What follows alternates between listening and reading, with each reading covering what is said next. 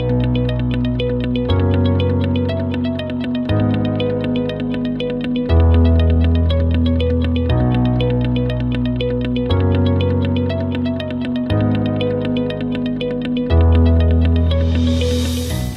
morning, everyone, and welcome back to Mornings in Martin Allen. It's been a little while.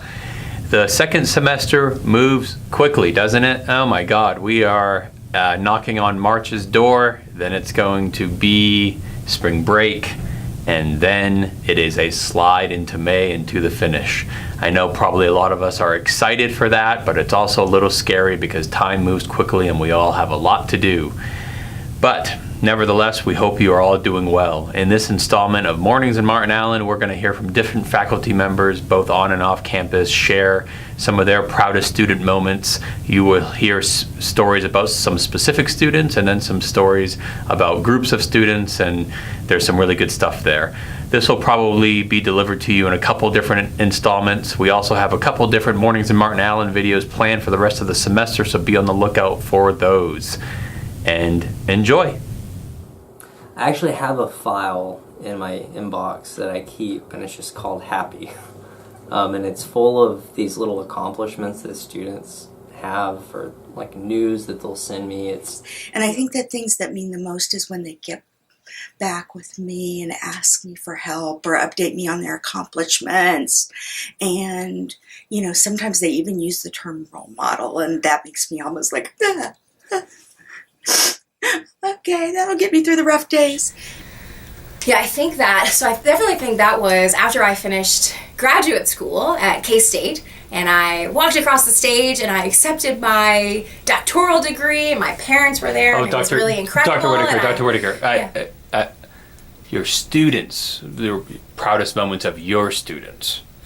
Oh, my students, not me as a student. My proudest, I see. Oh gosh, okay. My students' proudest moment. Yeah. Astonished at this portrayal of the human spirit of resilience that so many of our students show. And they are the humblest of people when they are resilient. They struggle in a way that will benefit them later. It's a painful struggle. It's hard to watch those kind of struggles. But I also know that that's the way character is shaped. Not by avoiding the struggle, but by taking that devil head on and seeing what you can do with it and making something out of it. I worked with him, several people worked with him throughout that year. He applied for a master's program, got into the master's program, and really wanted to get a doctorate, right, in experimental psychology. And you know, like a lot of our students, this student didn't come from like this pristine educational background where he had all the possible experiences that might prepare you for college. Like a lot of our students, I think he came from a background where maybe there were some rough edges, and he kind of had to learn along the way. So he's a transfer student, came here, and we worked really hard, a lot on his writing center, just long days, long nights, working with him. And comes to me one day in the spring of his last year of his master's program, and that whole year had been super stressful, very emotional year. And he comes to me and he tells me he gets it. He's been accepted to a PhD program, and it's just like this visceral moment where I'm actually like, it's hard to kind of hold back just talking about it.